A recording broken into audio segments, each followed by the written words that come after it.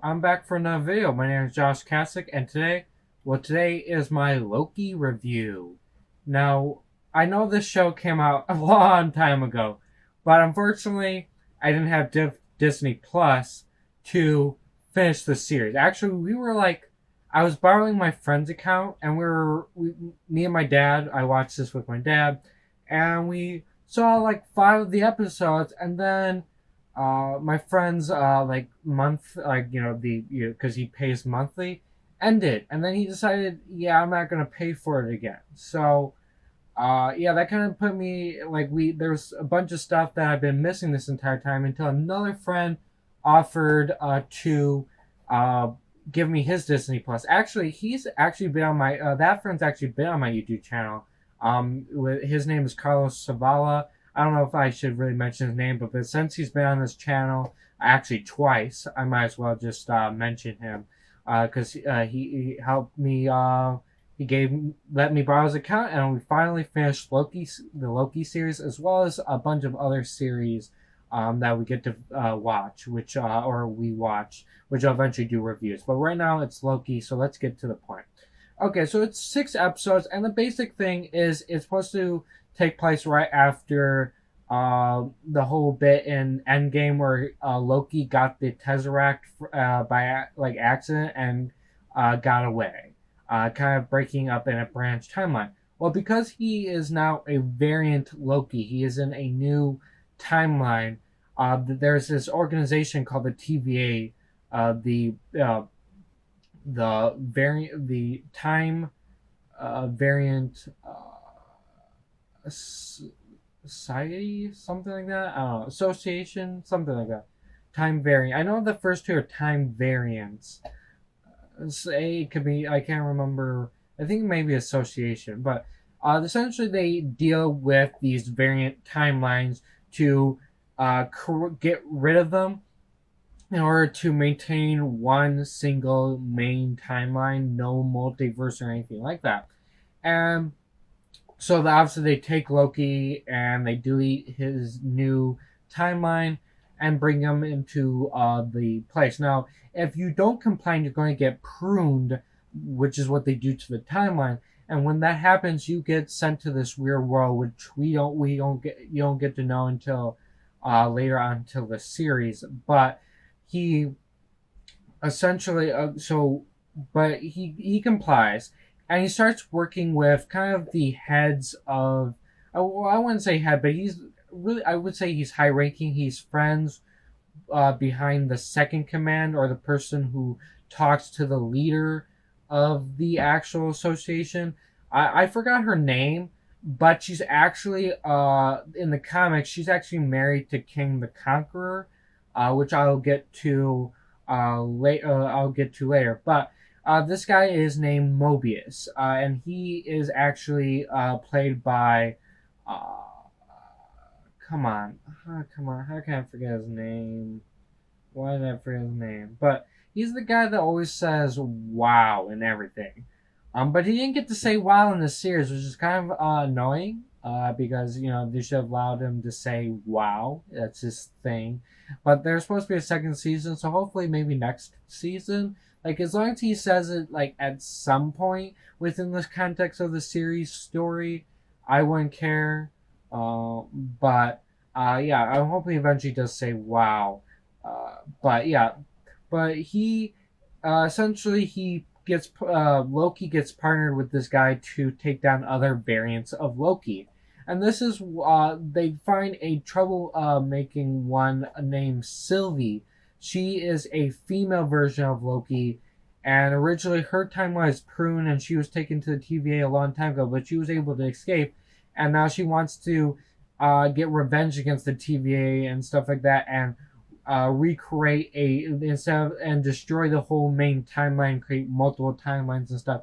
And she was able to do it and actually worked. And she eventually Loki followed her, and then they kind of had a duo, kind of working together at different spots over time until they got back to the TVA to take it over. They also convinced Mobius that they learned along the way that all the members of this association weren't just created. See, all the members of the TVA think they're just been created by the timekeepers, which are these three giant lizards or whatever.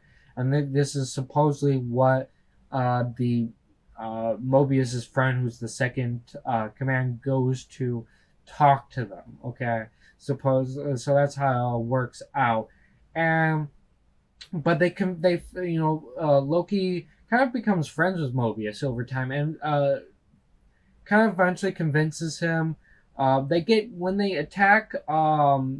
Eventually, they do get captured, and this is kind of where Loki is put in interrogation by Mobius. But eventually, he does convince Mobius that all this is he's actually a real person that got his timeline pruned, and that everyone there is a variant. And so they that's kind of what happens now. Eventually, Mobius gets they get captured again after kind of running around, and Mobius gets pruned, unfortunately. And then Loki and Sylvie get taken to the time wizards, or not the time wizards. Did I just say time wizards? I don't know. The timekeepers. And it turns out that a battle ensues because another member that they also convinced that she's actually a variant. I forgot her name too, but she basically helps them escape their chains, and they attack the time keepers, and they turned out to be robots. And while they thought they captured the second command, and so Sylvie and Loki were talking, but then Loki gets pruned. Not Sylvie. Now Sylvie is supposed to, I guess this is supposed to be the MCU's version of Sylvie. Sylvie is supposed to be Enchantress, and they're supposed to be Loki and Enchantress are supposed to be two different people. So it's kind of annoying because I don't really like the way they did it. And don't get me wrong, I like Sylvie. I think she's an interesting character. I just don't like the fact that she's supposed to be Enchantress of the MCU. But that's just kind of me. I'm a huge Marvel fan, not just of the movies but comics as well. So that's why it kind of annoys me. But other than that, that's kind of how that's how it is really. But that's besides the point. So kind of the main point is that eventually, Sylvie was able to capture the second command, and they're talking. But then the second command gets some guards, and she was going to Sylvie's going to get captured again, but she decides to prune herself. And it turns out they're in this whole different world with a bunch of variants, including mostly Lokis. And those Lokis and more, they all eventually Loki, Mobius,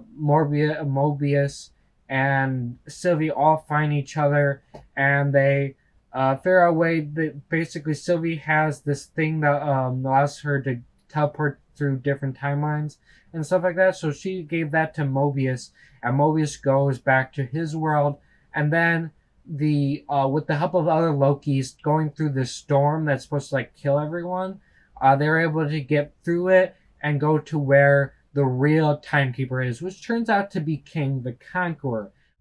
Sorry about that. I got cut off. Okay, so back to where. So they meet King the Conqueror. Okay, and that's not King. Okay.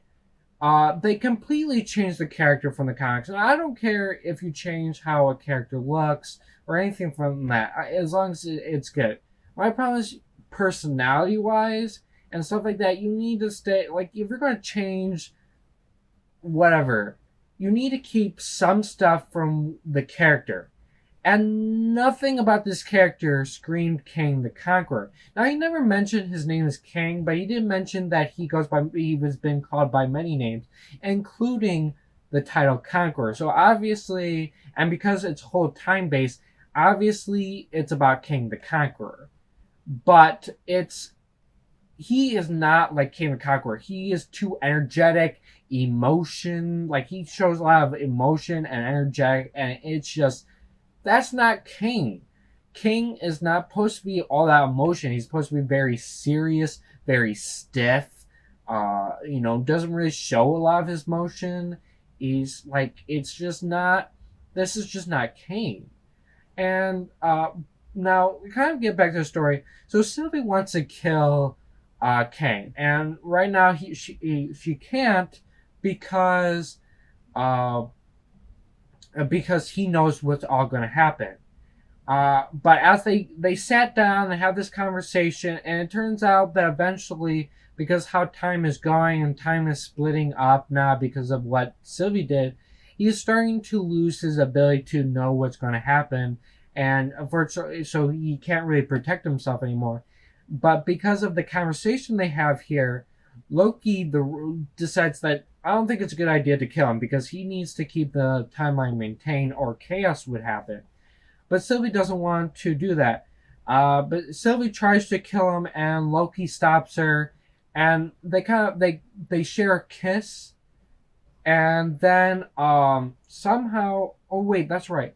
I think I mentioned earlier that Sylvie gave the device to Mobius. I don't think she gave the device to him. I think she just opened a portal for him to go back, and she still has the device. And she sends Loki back to the TVA, and then kills Kang. But the thing is about Kang is supposedly that after dying, he's going to come back, and this is revealed after Sylvie kills him. It kind of cuts to Loki. We get to see Loki. We also get to see Mobius and that other woman. Mobius talks to the second command, and she decides to escape to search for willpower because, and no, I'm going to assume that later in the story is going to find Kang the Conqueror and they get married or whatever, because I'm going to assume that's the route they're taking, because that's how it works in the comics. I don't know. That's what I'm going to assume. But then the last part is Mobius talking to the other woman that kind of helped them, help Loki and Sylvie kind of escape the clutches of the second in command and able to destroy the 3 robotic lizards or whatever. And so that's kind of what is going on there, okay? And but then when Loki gets back, obviously he goes and tries to find Mobius, and it turns out that he's in a different new TVA where apparently the new King the Conqueror fixed everything and put an entire statue of himself there, and the Mobius and that woman here are not his Mobius, or not the Mobius he knew, I mean, and the woman that he knew and stuff like that. So and that's kind of where it ends, and it says there's going to be a second season. So the first confirmed of a second season for these TV shows. So that's kind of interesting. But that is the entire plot. And I have to say, I really enjoyed the story, but it has problems. Like I said, I don't like the King the Conqueror. Hopefully the new King the Conqueror after coming back will be more like the King the Conqueror that I know. He still has the same appearance. So based on the statue as this current king, the current king that was just killed. But I hope he has that stiffness, seriousness, and everything that the King the Conqueror is supposed to have. And then maybe eventually gets his blue face. I don't know, whatever. Because I don't think King the Conqueror doesn't actually have a blue face, but I think it's like some type of mask. So hopefully maybe he'll get like the mask. So he actually kind of looks more like the MCU, not the MCU, the comics version. But honestly, that doesn't really matter. As long as he has the personality of King the Conqueror, I won't have a problem. Okay, that's the only thing I care about mostly is the personality. But yeah, oops. But yeah, so that's pretty much everything, guys. I hope you and then I think it's cool that Mobius. I like Mobius. Hopefully we get back the Mobius that we grew to like over the series, and not this other one. Another thing like that. So I'm interested to see what they do with the second season. But yeah, that's pretty much all my thoughts, guys. I hope you enjoyed this video. If you did, leave a like. If you're new, subscribe, hit the notification bell so you know if I for my next upload. My YouTube channel, website link, my Twitter, my Snapchat, and Instagram are all in the description as always. And thank you. Goodbye.